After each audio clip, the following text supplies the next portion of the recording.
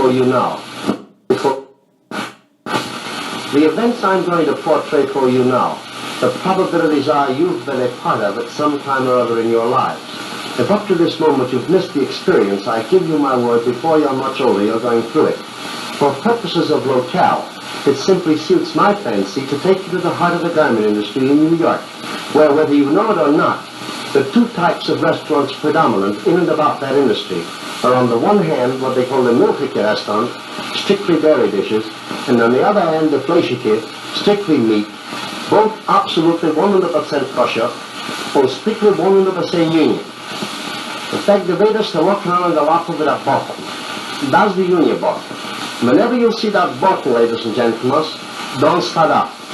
If you're sitting with a customer and you're discussing business, if that waiter wants to give you advice for your business, don't be a dope patient. Because if you start up with him an argument, he's liable to give you a Mickey and a delectable dish what they call a kasha banishki, and if you ever had a Mickey, a zochen wezer. This story I tell deals with a contractor who has a factory out of town, strictly 100% union. He works for a jobber in New York. From this jobber, he's got a girl in the office, she's got power for an attorney. So he has to come in once a week in order to settle up for the previous week's payroll. With the result that he has to sock around that girl from 8 o'clock in the morning bis to 4 o'clock in the afternoon till he gets the check.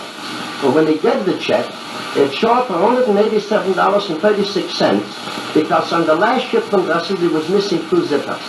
Now at 3 in the afternoon he gets hungry, so he goes over to the restaurant to eat. You and I know that waiters all over the world are usually at that hour of the day sitting in back of the restaurant at what they choose to call a community table. Every waiter was ahead in the kitchen a tick-tock with the lights that he sits and he eats.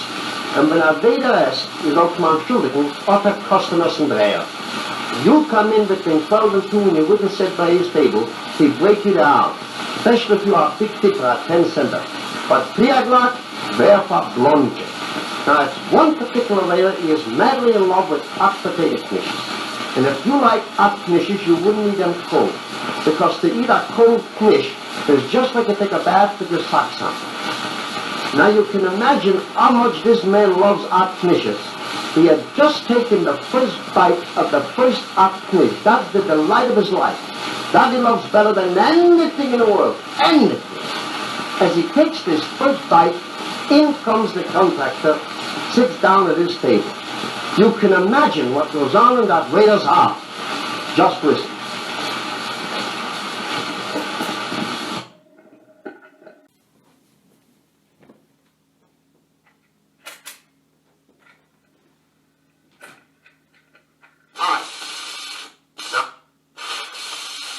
Now the waiter, with fire in his heart, thoughts running through his mind that he had to pick his table to sit at.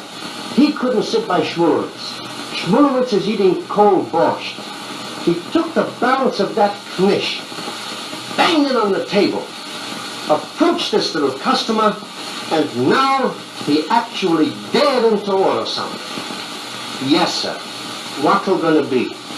Customer says, if you'll be so kindly, bring me a nice steak, French fried potatoes, smothered with the waiter. You've seen these fellows, I'm sure. Fellows set up me. Leave it to me, Bobby. You ain't got with anything to worry so long I'm handling you. Take boiled beef. Customer says, thanks very much, I'm not interested. That will be so kindly, like I told you. A nice steak, French fried potatoes, smothered in the waiter. I told you. Don't be a schmo. Boiled beef.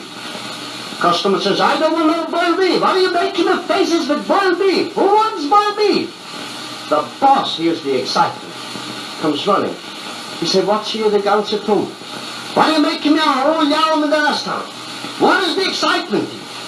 Customer says, I never see such a dirty door.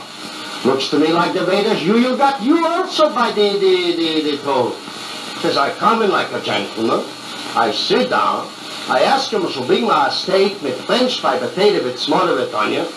Macht him mit the Egen, makes him a Fasers, boiled beef, He says, well, once you thinking about me.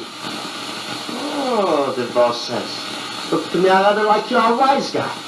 So what's the matter with my bull beef? It's the best piece meat in the market. He said, look here, Bobby. To me, I don't give a rotten darn what it is. I don't want it. Just for that wise guy, you leave it to your life. He says, I wouldn't. I don't care what you got.